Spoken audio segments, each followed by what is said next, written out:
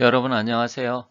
자, 미국 대통령 선거가 거의 최종 개표 좀 남겨놨지만 거의 뭐 트럼프 전 대통령이 다시 당선이 된 게 거의 확정된 것 같습니다. 트럼프 대통령도 뭐 이제 자기가 승리했다 이렇게 선언을 했고요. 또 거의 뭐 95% 이상 지금 된 상황에서는 거의 확정적이라 볼 수 있죠.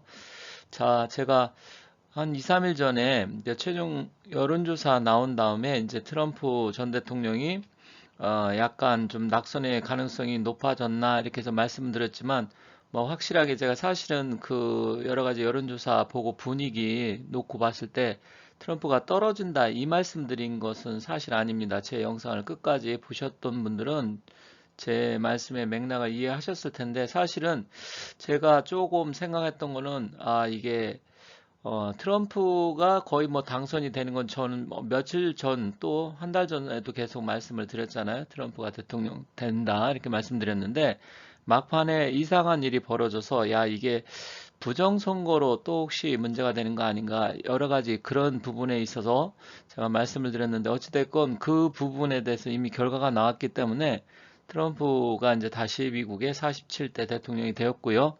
앞으로는 우리 대한민국하고의 관계가 어떻게 될지 이 부분이 이제 중요해졌기 때문에 그러한 부분에 대해서 앞으로는 좀 우리 대한민국의 미래하고 미국하고 또 관계, 윤 대통령하고 또 관계 이런 부분에 대해서 운기를 같이 살펴보도록 하겠습니다. 하겠습니다. 어찌됐건 트럼프 전 대통령이 다시 당선을 냈으니까 뭐 제가 개인적으로 이 양반에 대해서 호불호에 대해서 말씀드리지 않는다 말씀드렸어요. 하지만 우리나라의 국익에 도움이 됐으면 좋겠다 이런 식으로 말씀드렸는데 앞으로 대한민국이 좀 제가 봤을 때는 좀 험난한 상황이 이제 오지 않을까 이런 생각이 듭니다. 어찌됐건 이 양반이 됐기 때문에 당선을 좀 축하합니다. 제가 한 달 전서부터 이제 선거 전에 이제 전세를 확실하게 민주당이 카멜라 해리스가 뒤집지 못하면 최후의 수단으로 부정선거를 획득할 수도 있다. 이 말씀을 드렸어요. 근데 부정선거 증거가 여러 군데 나오긴 했지만 그래도 뭐 최종 결과에 영향을 미치지는 못했던 것 같습니다. 여러 가지 민주당에서 나름대로 준비는 했겠지만 그래도 트럼프 대통령에 대한 지지세가 좀 강했던지 아니면 그 부분이 이슈화가 돼서 확실하게 그걸 하지 못했던 것 같습니다. 결론적으로 이야기한다고 하면 일단 부정선거에 대해서 이게 없었다고 하면 거의 뭐 민주당이 이길 수 없었다. 이렇게 제가 처음부터 말씀을 드렸고 또 부정선거 이슈를 나름대로 미국에서도 막 많이 나왔었기 때문에 최종적으로 그렇게 될 줄 알았는데 뭐 그게 안 된 것 같습니다. 뭐 이런 측면으로 본다고 하면 뭐 트럼프 대통령한테는 상당히 잘 된 일이지만 앞으로 우리 대미 관계, 한국하고 미국의 관계가 사실은 녹록지 않은 상황으로 갈 가능성이 굉장히 커서 한편으로는 많이 걱정도 되기는 합니다. 어쨌든 뭐 여러 가지 어려움을 딛고서 부정선거 이슈도 있었고 또 실질적으로 막판에 여론조사에서도 묘한 게 나왔기 때문에 저는 여론 조작을 해서 뭔가 하려고 하는 게 아닌가 이런 생각을 해서 제가 영상을 올렸었는데 트럼프 전 대통령이 당선된 걸 다시 한번 축하하고요. 우리 대한민국에 이익이 되는 쪽으로 되었으면 좋겠는데 사실 트럼프 전 대통령이 지난 4년 전에 이제 4년 동안 했었잖아요. 그리고 나서 4년이 지나고 다시 대통령이 됐지만 저는 좀 걱정이 됩니다. 솔직히 말씀드리면 이분의 성향이라든지 성격, 스타일 이런 걸 놓고 봤을 때 우리나라가 과연 앞으로 윤석열 정부 또 그 이후의 정부 2년, 2년씩 어느 정도 그렇게 될 텐데 과연 다음 대통령 또 윤석열 대통령이 이 트럼프 대통령하고의 관계에 있어서 잘할지 또 사실은 잘해야 되는데 그런 부분은 좀 지켜봐야 알 수 있겠지만 녹록지는 않습니다. 이분 트럼프 전 대통령의 스타일 자체가 여러분들도 겪어봤겠지만 사실은 예측이 어떤 사람은 잘 가능하다 이렇게 말하는 사람도 있고 어떤 사람은 돈키호테 스타일에서 예측을 할 수 없다. 그런데 사실은 둘 다 맞는 말이에요. 이 양반은 어떤 상황에 대해서 어떤 때는 그 수가 빤히 보이기도 하고요. 어떤 때는 정말 종잡을 수 없기도 합니다. 그게 이 사람의 전략이기 때문에 그런 부분을 빨리 캐치를 해서 거기에 잘 대응을 해야 된다. 이렇게 생각을 합니다.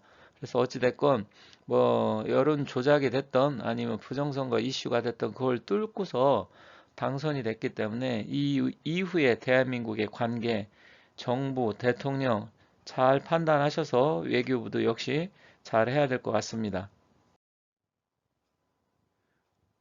여기 트럼프 대통령의 사주가 있습니다. 병수생이고 가보월 김희일 기사십니다. 이분의 성격이나 스타일 그거는 뭐 말씀드리지 않고요. 뭐 사주에 대해서 깊이 있게 지금 말하는 시간은 아니어서 다만 지금 대운으로 보면 이민대운이고 그래서 저는 전리품에 대해서 약간의 문제가 생길 가능성이 있다 이렇게 봤어요. 그래서 그게 부정선거 이슈다 이렇게 말씀을 드렸었는데 그거는 아니었던 것 같습니다. 좀 일부 있었지만 그게 당락에 크게 영향을 미치지는 않았고요.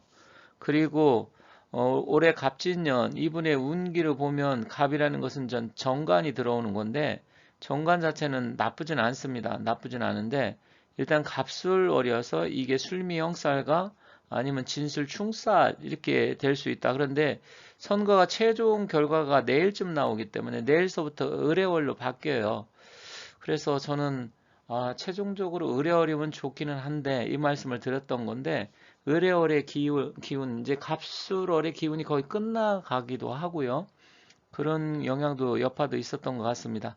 그래서 앞으로는 이제 트럼프 대통령이 이제 취임을 하게 되면 우리 대한민국하고 관계라든지 앞으로 또 윤석열 대통령하고 관계 어떻게 될지 이런 부분의 운기를 보면서 말씀을 드리고 이것으로서 이제 모든 게 결정이 났기 때문에 이제 트럼프 전 대통령이 어떤 뭐 사주라든지 당선되느냐 이런 이야기는 하지 않도록 하겠습니다. 그리고 이분이 이 사진만 보면 굉장히 성격이 급하고 스타일을 종잡을 수 없는 스타일이고 화토가 많기 때문에 자기 주관 고집이 엄청나게 센 사주예요. 이건 뭐 사주만 봐도 다 드러나고 이 사람의 성격이라는 스타일이 드러나기 때문에 그런 부분을 이제 우리나라 정부라든지 대통령 또 차기 대통령이 잘 했으면 좋겠고 제가 봤을 때는 이제 김정은이하고의 관계가 아마 반드시 만나게 될 것이다. 제가 말씀을 드렸었는데 저는 뭐 전에부터 트럼프가 당선이 되면 김정은을 반드시 만날 것이고 김정은이한테 기회는 앞으로 트럼프 다시 2기의 그 3년 동안이 마지막 기회다. 이런 말씀도 제가 올 초에 드린 적이 있어요. 그렇게 될 가능성이 높다고 봅니다. 그래서 윤석열 대통령하고 관계도 사실은 그렇게 사주의 기운으로 보면 나쁘지 않기 때문에 윤석열 대통령이 잘 처신을 하고 대처를 하면 아주 나쁜 극단적인 우리 대한민국에 불리한 일은 그거는 그렇게 염려하는 것처럼 일어나지는 않을 것이다. 이렇게 보입니다. 그래서 이렇게 말씀드리면서 최종적으로 마치도록 하겠습니다. 감사합니다.